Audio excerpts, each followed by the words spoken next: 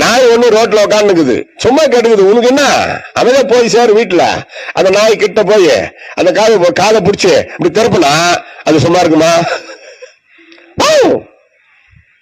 அவ்வளவுதான், ஒரே கட்டி கைய வீட்டுக்கு வந்து 16 ஊசி போடுவாங்களாம் தூக்கின்னு போய் தொப்புல சுத்தி. அது கூட இப்ப எப்படி எல்லாம் மாத்திட்டாங்கன்னு நினைக்கிறேன். 3 ஊசி போதில்ல, ஒரே ஊசியில முடிஞ்சது கதை.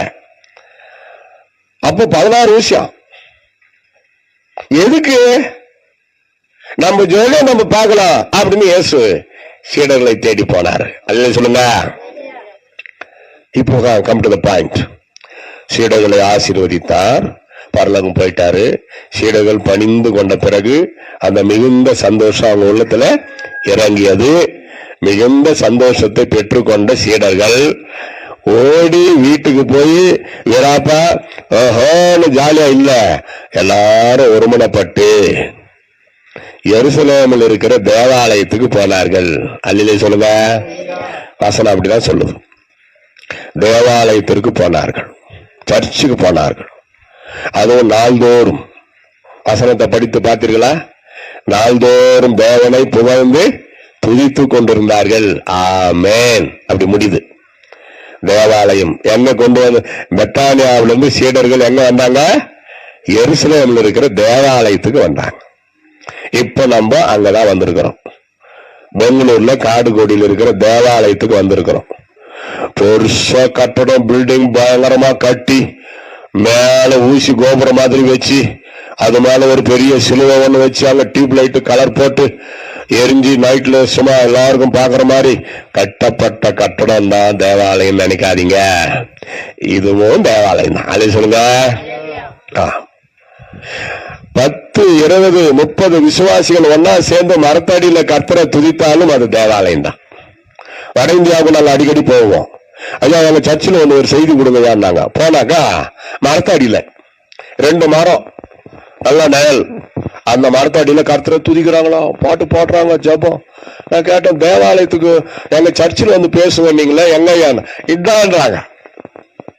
சர்ச்சு வாங்க, சர்ச்சு கட்ட இடம் வாங்க பணம் இல்லை, இதுதான் எங்களுக்கு தேவாலயம். இந்த மரமும் அழிவே கிடையாது, நல்லா நிழல் கொடுக்குது எங்களுக்கு. அங்கதான் பேசுறோம் இயேசுவை பற்றி. நீங்களே தேவாலயம். கையை தட்டு. Praise the lord. அல்லேலூயா. உங்கள் சரீரமானது தேவன் குடியிருக்கிற தேவாலயம். உங்க உள்ளத்துல இயேசு வசிக்கிறார். அல்லேலூயா. இயேசு என் உள்ளத்தில் இருக்கிறார். விசுவாசிக்கிறீங்களா? ஒவ்வொருத்தரும் சொல்லணும், இயேசு என் உள்ளத்தில் இருக்கிறார், இயேசு என்னில் வசிக்கிறார், என்னோடு கூட இருக்கிறார். ஒளி. I am the light of the world. Those who follow me, they will walk in the light, not walk in the darkness. ஒளியாகி இயேசு நம்ம உள்ளத்தில் வர்றப்போ நம்மளும் ஒளியாக மாறுகிறோம், வெளிச்சமாய் பிரகாசிக்கிறோம். அல்லேலூயா சொல்லுங்க. உங்களை பத்தி நீங்களே கேவலமா தாழ்வு மனப்பான்மை இருக்கக்கூடாது. தாழ்மை வேறு. Listen, very important. Humbleness important, but you never give up your soul for the guilty conscience. தாழ்மை மனப்பான்மை, தாழ்வு மனப்பான்மை இது பாவம். அது அப்படியே உங்களுக்கு வந்து ப்ரௌட் ஸ்பிரிட்டை உண்டாக்கிடும், ஈகோ உண்டாக்கிடும், பொறாமையை உண்டாக்கிடும். அப்புறம் வேற மாதிரி ஆக்கி விட்டுரும். அது செமிக்கராக்கு மாதிரி பண்ணி விட்டுரும். தாழ்மை வேறு, அதே நேரத்துல தாழ்வு மனப்பான்மை வேறு. அந்த தாழ்வு மனப்பான்மை தான் இருக்கக்கூடாது. என்னை பலப்படுத்துகின்ற கிறிஸ்துவினாலே எல்லாவற்றையும் செய்ய பலன் உண்டு. அல்லேலூயா. அப்படி ஒரு வேற வரணும். பயத்தை, அடிமைத்தன பயம் தான் ஊழியத்துக்கு கூட போக முடியாது. எது விட்டாலும் பயம், யாரை கண்டாலும் பயம். சுவிசேஷத்தை அறிவிக்க முடியுமா? முடியாது. ஊருக்கு எவ்வளவு வெளியே போக முடியுமா? முடியாது. எத்தனையோ ஏரோப்ளான் பத்திங்கன்னு ஊழுது, ஏரோப்ளான்ல போகாத இருக்கிறாங்க. எத்தனையோ பஸ் ஆக்சிடென்ட் ஆகி நிறைய பேர் செத்துட்டாங்க, பஸ்ல போகாத இருக்கிறோம். எத்தனையோ ட்ரெயின் மோதுது, எவ்வளவு பேர் ட்ரெயின்ல போயிட்டு ஆக்சிடென்ட் ஆகி செத்து இருக்கிறாங்க. அதுக்காக ட்ரெயின்ல போகாமலா இருக்கிறோம். அது போலதான் மற்றவர்களை பார்த்து நீங்கள் பயப்படக்கூடாது. உங்கள் ஓட்டத்திலே நீங்கள் பொறுமையாக ஓடுங்கள்.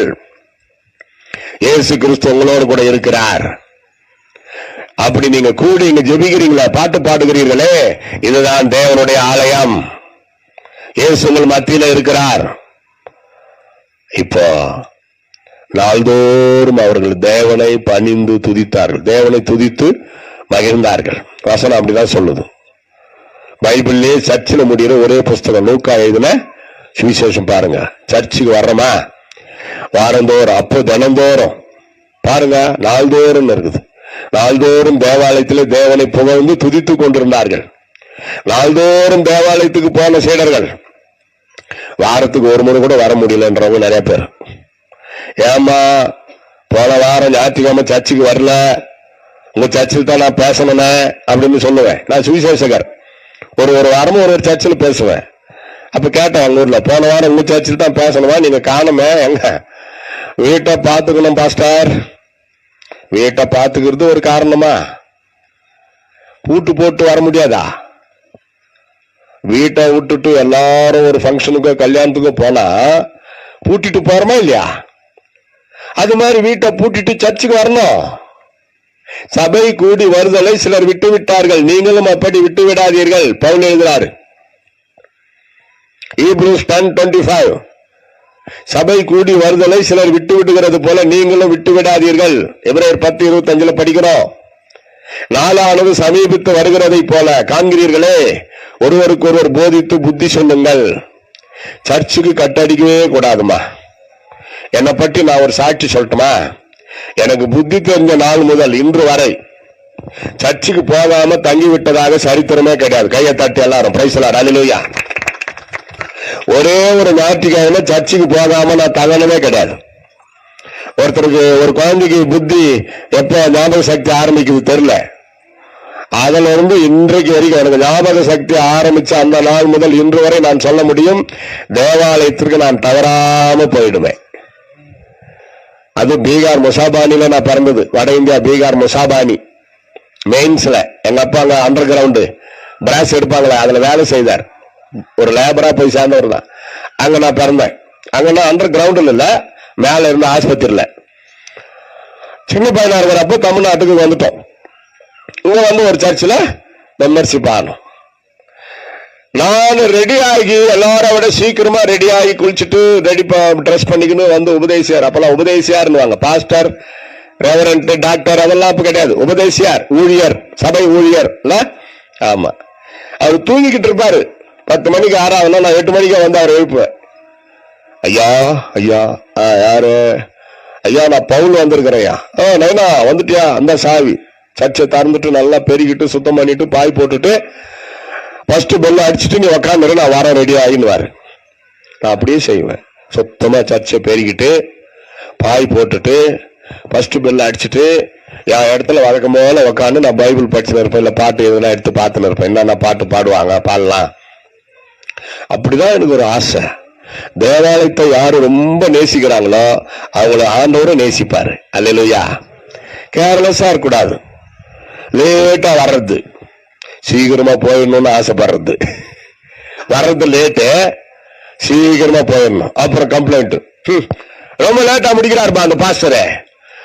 நீ அப்போ அந்த நீ செய்தபடியே உனக்கும் செய்யப்படும். நீ சீக்கிரம் வந்தியா? அதெல்லாம் மட்டும் கேவுத்து ஆயத்தம். எல்லாரும் சொல்லுங்க. ஞாயிற்றுக்கிழமை ஆராதனை என்றால் சனிக்கிழமையே ஆயத்தம். எப்படி ஆயத்தம்? பிரசங்கி 5:1 படிக்கிறோம். Keep your foot before you go to church. நீ தேவாலயத்திற்கு போகும் முன்னே உன் நடையை காத்துக்கொள். ஆயத்தப்படுறதுனா எப்படின்னா, எனக்கு தெரிஞ்ச வரைக்கும் சொல்றேன். ஞாயிற்றுக்கிழமை காலை ஆராதனைன்னா சனிக்கிழமை கொஞ்சம் சீக்கிரமா குடும்ப ஜபம் பண்றீங்களா வீட்டுல? காலையில இரவுல குடும்ப ஜபம், சாப்பாட்டுக்கு முன்னாடி குடும்பம் பண்ணணும், ஜபம் பண்ணணும். கணவன் மனைவி பிள்ளைகள் எல்லாரும் சேர்ந்து ஒரு பாட்டு 2 பாட்டு பாடி ஒரு அதிகாரம் படிச்சு ஒருத்தர் ஜபம் பண்ணணும். காலையில் ஒரு 1/2 மணி நேரம், நைட்டு ஒரு 1/2 மணி நேரம். இது 2 குடும்ப ஜபமுமே கணவன் மனைவி பிள்ளைகள் சாப்பாட்டுக்கு முன்னாடி, காலை சிற்றுண்டிக்கு முன்னாடி, மாலையில சாப்பாட்டு இரவு சாப்பாட்டுக்கு முன்னாடி. அப்பதான் ஃப்ரெஷ்ஷா நல்லா வயிறு புடைக்க சாப்பிட்டு ஜபம் பண்ணா கோட்டுவா வரும், தூக்கம் வரும், ஜபம் பாதியில நின்று போயிடும், அப்படியெல்லாம் ஆயிடும். சாப்பாட்டுக்கு முன்னாடி ஃப்ரெஷ்ஷா நல்லா இருக்கும். கரெக்டா? முடிச்சுட்டு சனிக்கிழமை சீக்கிரமா குடும்ப ஜபம் முடிச்சுட்டு கொஞ்சம் குறைவா சாப்பிட்டு சீக்கிரமா படுக்க போயிடணும். காலையில எழுந்து ஃப்ரெஷ்ஷா குடும்ப ஜபம் சுருக்கமா முடிச்சுட்டு ஆராதனைக்காக செய்திக்காக எல்லாத்துக்கும் ஜபம் பண்ணிட்டு கூடுமான வரைக்கும் உபவாசத்தோட ஆலயத்துக்கு வரணும்.